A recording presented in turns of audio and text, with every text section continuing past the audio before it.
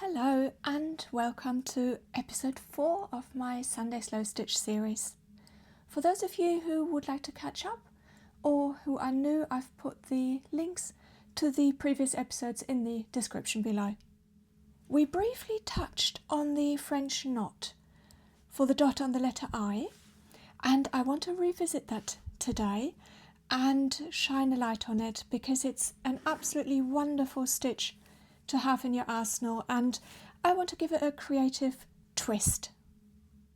So grab yourself a coffee and some tiny scraps and let's get going. The ones I have selected here are tiny bits of torn linen, and they will give you this really lovely texture, and fray. Bits of lace, sari silk, and I've started layering some of these into little clusters. And what I'm going to do with them, I thought we could turn them into little abstract flowers, and this is really nice to incorporate into embroidery pieces, or if you're making cards, for example, or bookmarks. So I'm just scattering them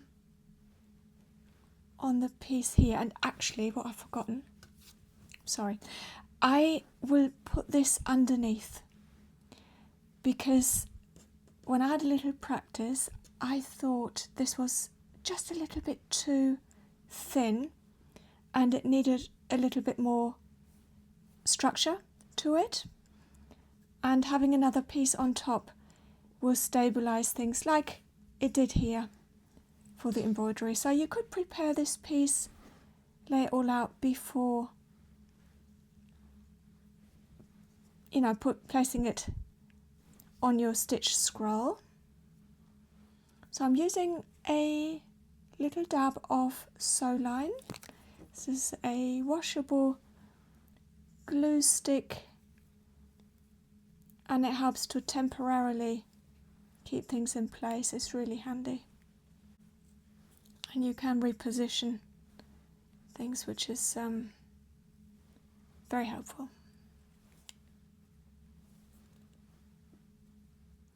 Now this one here, this is actually the right side, and sometimes I turn fabrics over and find the other side actually works better for a certain purpose.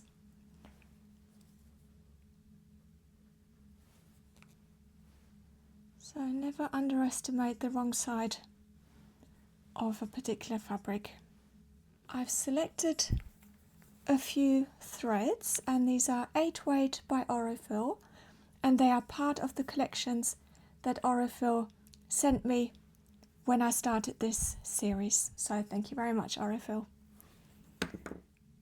I will just start somewhere in the middle and just go over the French knot again for those of you who are not familiar with it. So you come up and then you grab the thread in your non-dominant hand, and then the needle goes under and you wrap this around twice. If you wrap it 3 times, I think it's called a colonial knot, and that is just a little bit more pronounced, I suppose, a bit bigger than the French knot. And then you want to place the tip of the needle really close to where you came up and pin the thread in place with your finger to keep the tension.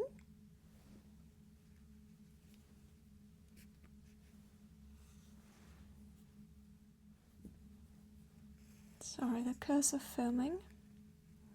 And there's your French knot. I might add a random number to each of the little clusters and use a variety of thread combinations as well, I think.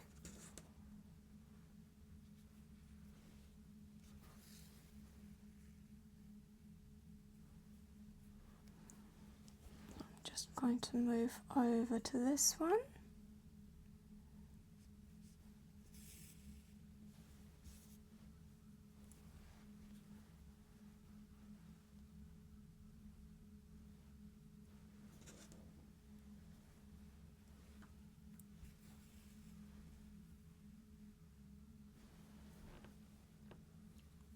So the key really is getting as close to the spot where you came up with the needle for it to be shaped really evenly. If you are too far away, then the French knot isn't circular, it's sort of a little bit out of shape. So you want to avoid that. I'm just going to pick up a couple of threads to travel the thread up here.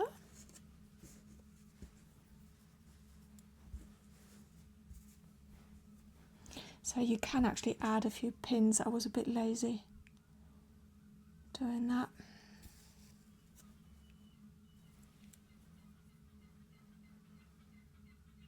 I don't know if you can hear that, the seagulls are back with a vengeance today.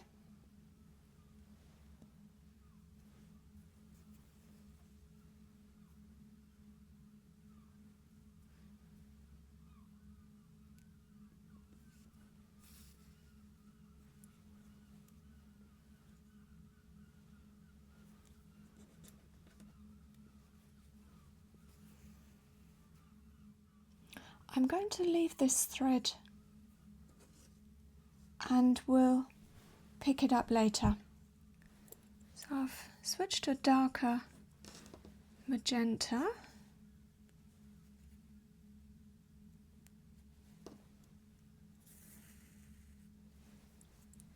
And then you can just build up all your knots.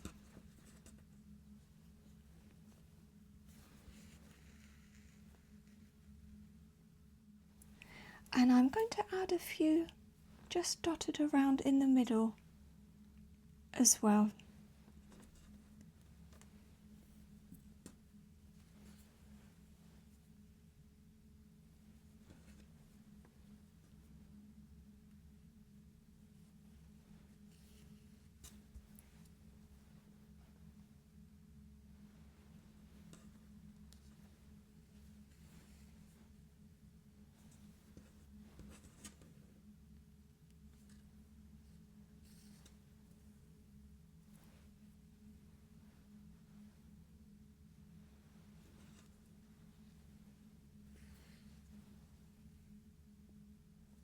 So I'm hoping that by the end of this,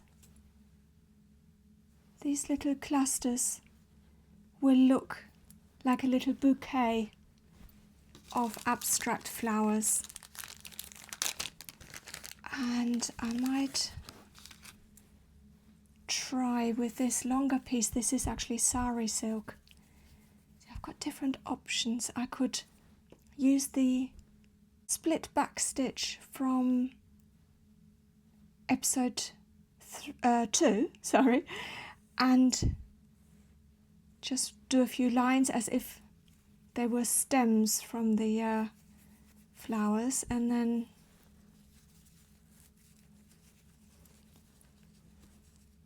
stitch this in place. Or I might add a little piece of fabric to symbolize a stylized vase, and I could still use the ribbon to go around the vase. Stitch it in place maybe like that. That would look quite nice as well. So there's a couple of options for you. Or if you just want to not go down the flower route, you could just add a few more clusters and just keep it abstract like that. I've been adding a few more knots and picked up that thread I left at the beginning just to fill in a few areas, and I thought I will try and add some beads. These are 3mm Czech fire polish glass beads, and I'm just adding them randomly.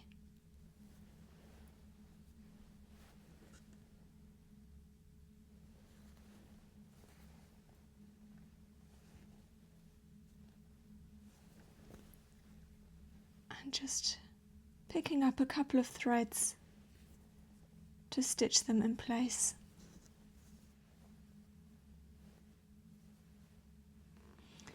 When your thread gets really short and you're trying to tie off, if it's not long enough to get the top of the needle through, you can just use the back of the needle. Take the thread out and move the knot.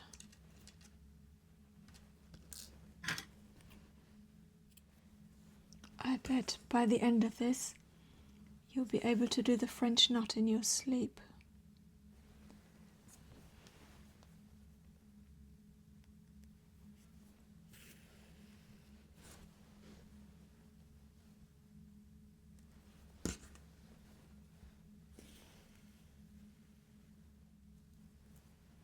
If you don't have these 3mm beads, you can use seed beads. It doesn't really matter. But I think it just adds a little bit of texture and some embellishment.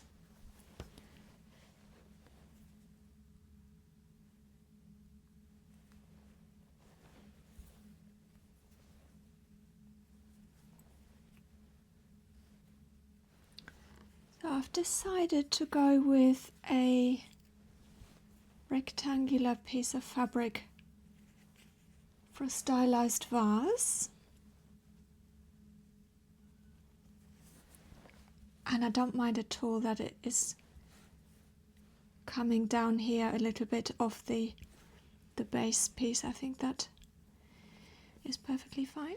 Now I'm thinking about the ribbon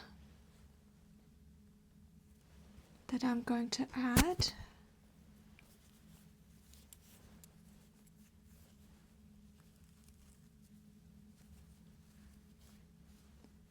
And it might work better, yeah, having it placed this way. So think about the positioning of your pattern and how that would work.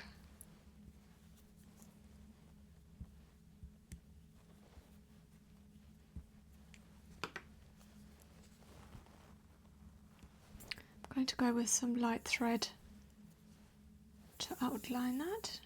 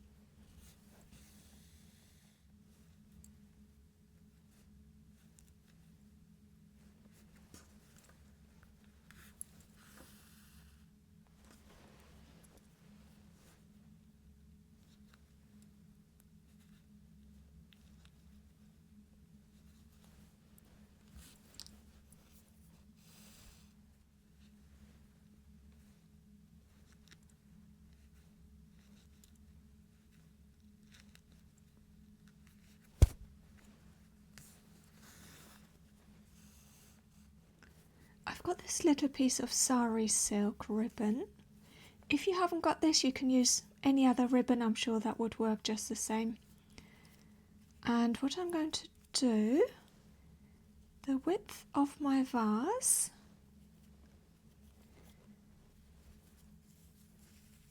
and then I'm just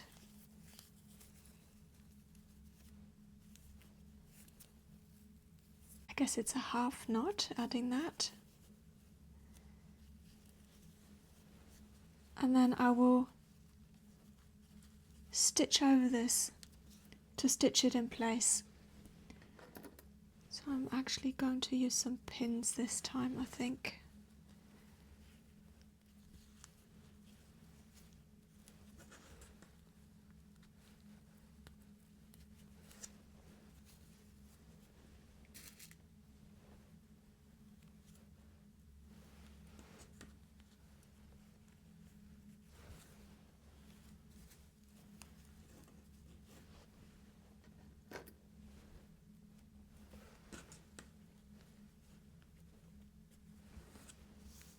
think this piece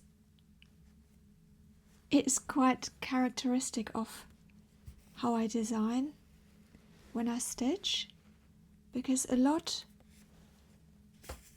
just comes to mind as and when I'm stitching, so it's not pre-planned, and I'm just going with some ideas that pop in my head, and they don't always work, but it is quite nice just to go with the flow.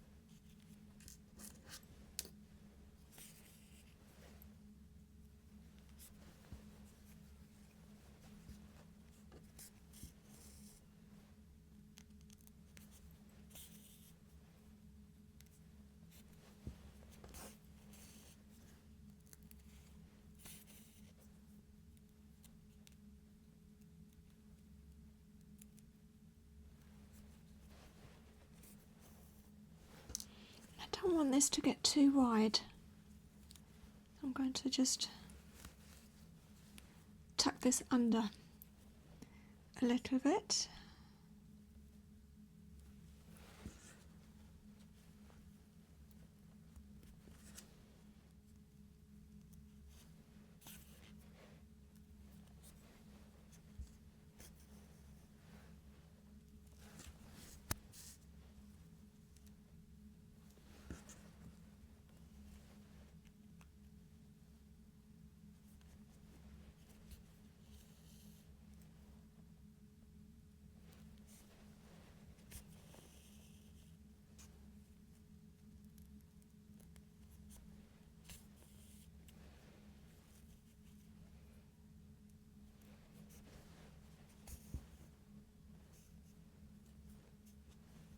I'm just adding a couple of stitches to each of the ribbon ends because I haven't got much thread left.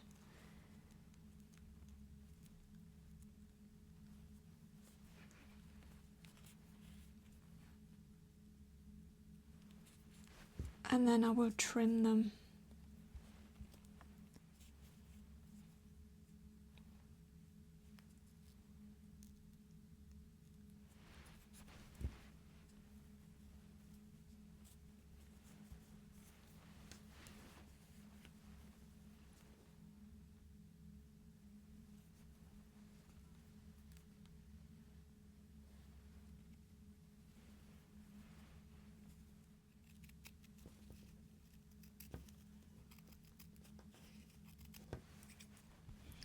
Obviously this is going into my little bag with the other scraps. Waste not, want not, and all that.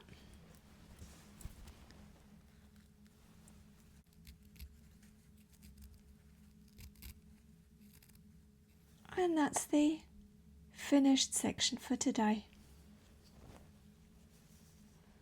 I always like to include a little creative element with a new stitch, and I hope that you enjoy the design process and some of the thoughts behind it, and that might help you with your own creative journey, especially if you're quite new to it. Thank you so much for stitching with me and for following along this slow stitch series. I hope you've enjoyed today's section, and I look forward to seeing you again next week to part 5.